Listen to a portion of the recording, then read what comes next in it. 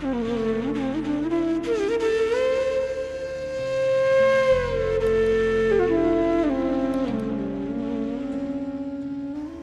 का अर्थ होता है माताओं अटल, अचल। जिसने जो निश्चय कर लिया फिर उस लक्ष्य की प्राप्ति किए बगैर वो पीछे मुड़कर नहीं देखते। इसलिए ध्रुव जी ने निश्चित कर लिया कि अब मैं वन में जाकर भगवान की तपस्या करूंगा। प्रतिज्ञा ले ली और ध्रुव जी वन में चले गए हैं। वन में जाकर भगवान की आराधना करूंगा इस भाव से निकले तो ये बात हर जगह फैल गई कि अरे जो आयु खेलने की होती है, कूदने की होती है, इससे पहले इससे छोटी आयु में, इतनी छोटी आयु में कोई दूसरा तपस्या करने के लिए नहीं निकला। इसलिए ब्रेकिंग न्यूज़ बन गया, अखबारों की हेडलाइंस हो गई कि 5 साल का बच्चा भगवान की प्राप्ति करने के लिए निकल पड़ा है। और पूरे ब्रह्मांड में जैसे वन में अग्नि लग जाती है तो एकदम फैलती है, वैसे ही पूरे ब्रह्मांड में ये बात फैल गई कि 5 साल का बच्चा भगवान नारायण की प्राप्ति के लिए निकल पड़ा। सभी लोग हंसने लगे। ये तो ऐसे जा रहा है जैसे कि भगवान किसी पेड़ के नीचे बैठा हो। अरे यहाँ पर साधकों की एड़ियाँ घिस जाती हैं, युग युगांतर बीत जाते हैं, कल्प कल्पांतर बीत जाते हैं, जन्म जन्म बीत जाते हैं, फिर भी भगवान का तो छोड़ो, भगवान के नखुन का भी दर्शन नहीं हो पाता। और ये ऐसे चल दिया। सभी देवी देवता हंसने लगे। लेकिन नारद जी जब गए तो ध्रुव जी के अंदर कितनी भक्ति है, मेरे प्रभु के प्रति कितना विश्वास है, क्योंकि परमात्मा विश्वास में रहता है। तो ये चेक करने के लिए भगवान की प्रेरणा से मानो नारद जी को भगवान ने ही भेजा और जंगल में नारद जी मिल गए। नारायण नारायण, क्या कर रहे हो, कहाँ जा रहे हो बेटा? ध्रुव जी ने कहा भगवान की प्राप्ति करने जा रहा हूँ। नारद जी ध्रुव जी का मनोबल तोड़ने के लिए, क्योंकि परीक्षा ले रहे हैं, तो मनोबल तोड़ने के लिए पहले तो खूब खिल खिल खिल खिल करके हंसे। ध्रुव जी ने कहा क्यों हंसते हो? तब नारद जी ने कहा अरे तू तो ऐसे कह रहा है कि भगवान को प्राप्त करने जा रहा हूँ, जैसे कि जंगल में भगवान किसी साल के पेड़ के नीचे बैठा है तेरे कोई दर्शन देने के लिए। अरे ध्रुव, तेरी तो खेलने कूदने की आयु है, जा घर में, यहाँ कौन तेरे को भोजन देगा? भोजन देने की बात तो छोड़, कहीं ऐसा ना हो कि तू स्वयं किसी हिंसक पशुओं का कहीं तो स्वयं आहार ना बन जाए। इसलिए यहाँ पर तेरे को रोटी वोटी कुछ नहीं मिलेगी, भूखा मर जाएगा, तपस्या तो छोड़। ध्रुव जी के विश्वास को डगमगाने का प्रयास किया। और तब ध्रुव जी ने कहा आप कौन है? नारद जी ने कहा मैं हूँ नारद। ध्रुव जी ने कहा आप नारद नहीं है, आप कोई और है। नारद जी सोचने लगे मेरे पे शक कर रहा है, अरे मैं नारद ही हूँ। तब ध्रुव जी ने कहा आप नारद नहीं हो सकते। नारद जी ने कहा क्यों, तुमको मेरे नारद होने पर डाउट क्यों है? तब ध्रुव जी कहते हैं कि मेरी माँ सुनीति जब मुझको अपनी गोद में सिर रखकर सुलाती है, ऐसे थपकी दे दे के सुलाती थी, और जब भगवान के सुंदर सुंदर चरित्र सुनाती थी, कथाएं सुनाती थी, तो उसमें जहाँ जहाँ पर नारद का प्रसंग आता था तो उसमें यही आता था कि नारद ने अमुक व्यक्ति को अपने उपदेश से भगवान से मिला दिया, नारद ने अमुक व्यक्ति को अपने उपदेश से भगवान को मिला दिया।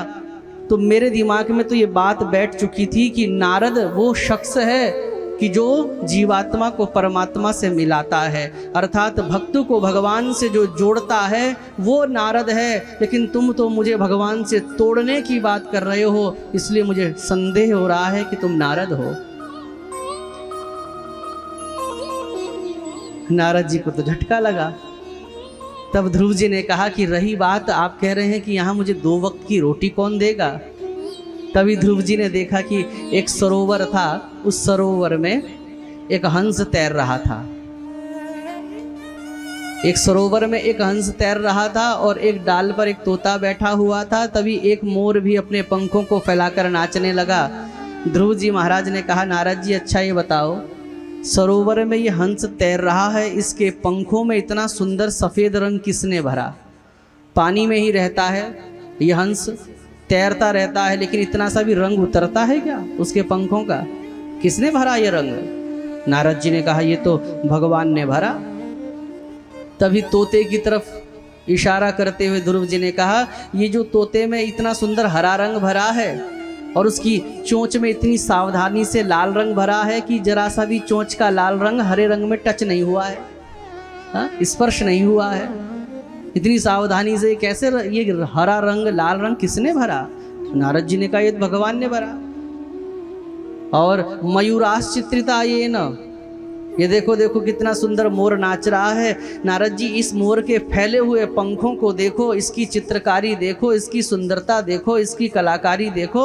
ये बताओ इस मोर के पंखों में इतनी सुंदर चित्रकारी किसने करी?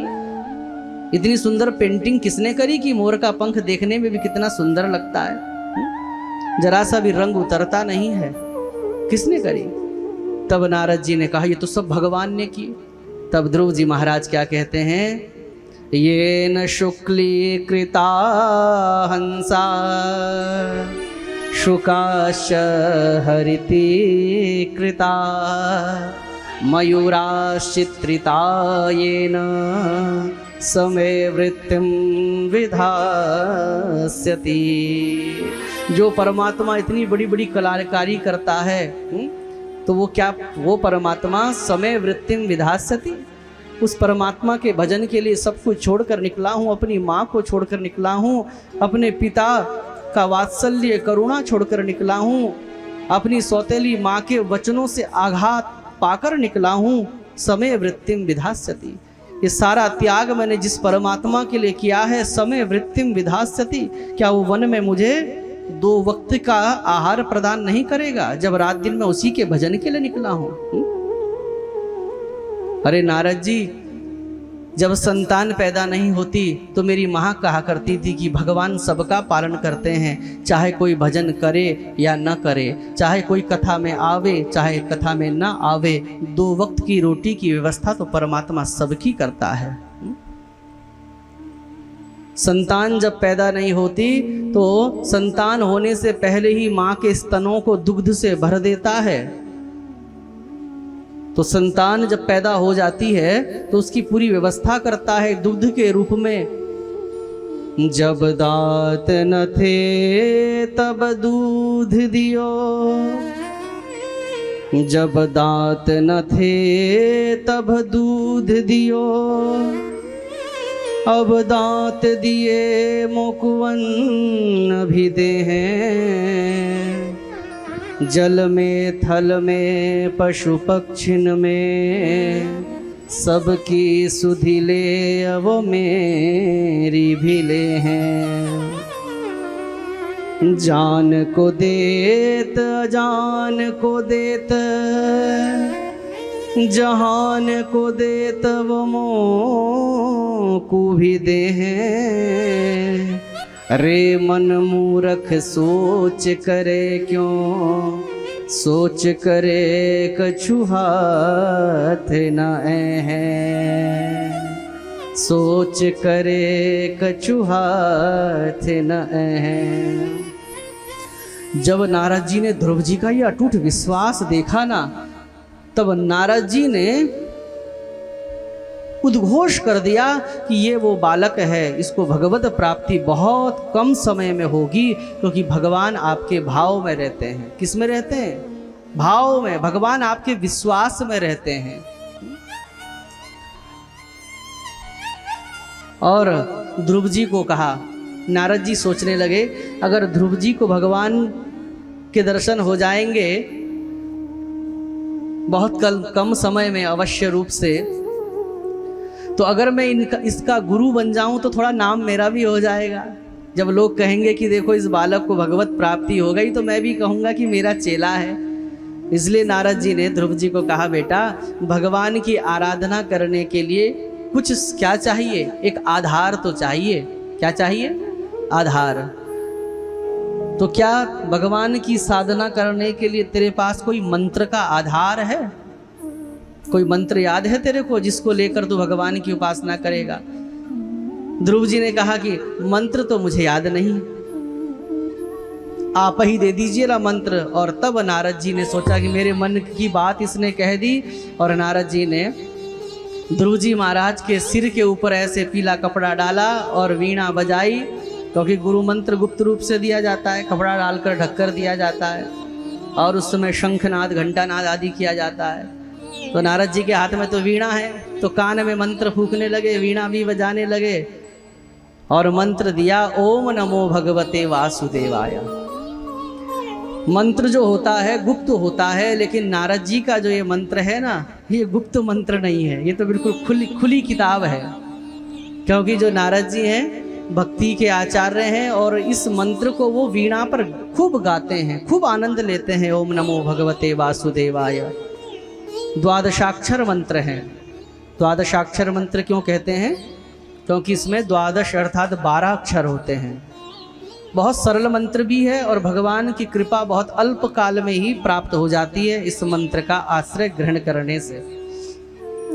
ध्रुव जी को दिया वो मंत्र और ध्रुव जी को जब मंत्र दे रहे हैं ना, तो अब गुरु सुनता भी है क्योंकि मंत्र का अशुद्ध उच्चारण नहीं होना चाहिए। तो नारद जी ने कहा कि सुनाओ मंत्र। तब ध्रुव जी ने ओम नमो वासुदेवाय भगवते छोड़ दिया। नारद जी ने फिर सिखाया ओम नमो भगवते वासुदेवाय, अब सुनाओ ओम नमो भगवते देवाय। अब वासु छोड़ दिया। तो कभी कुछ छोड़ देते हैं ध्रुव जी, अब छोटे से तो बालक हैं। तो नारद जी ने कहा अरे पूरा मंत्र बोलो ओम नमो भगवते वासुदेवाय, अब सुनाओ। तो ध्रुव जी कहते हैं ओम भगवते वासुदेवाय, अब नमो छोड़ दिया। तब नारद जी ने सोचा इसको मंत्र कैसे याद कराएं। अब बच्चे को कोई कोर्स का याद करने के लिए दो ना, कोर्स का याद करने के लिए देती है मैडम, तो याद नहीं होता। लेकिन फिल्मी गाना देखो, एक ही बार सुनता है तुरंत याद करके खेलते कूदते खाते पीते गाने लगता है, कोई फिल्मी गाना हो। तब नारद जी ने सोचा क्यों ना इस मंत्र को गा के सुनाऊं, और जब गा के सुनाऊंगा तो इसको बढ़िया याद हो जाएगा। और अब तो नारद जी ने वीणा उठाई और उस मंत्र को गाकर नारद जी सुनाने लगे। नारद जी गा रहे हैं और ध्रुव जी भी उसका उच्चारण करते हुए हाथ उठाकर नाच रहे हैं। तो अब ध्रुव जी को नारद जी ने कहा बेटा अब सीख, अब याद हो गया। ध्रुव जी ने कहा गुरु जी बिल्कुल याद हो गया, जरा एक बार सुनाओ। तब ध्रुव जी ने सुनाया ओम नमो भगवते वासुदेवाय। अपने गुरु जी के चरणों में प्रणाम किया ध्रुव जी महाराज ने, और मधुवन में आकर अब भगवान की क्या करने लगे, तपस्या करने लगे।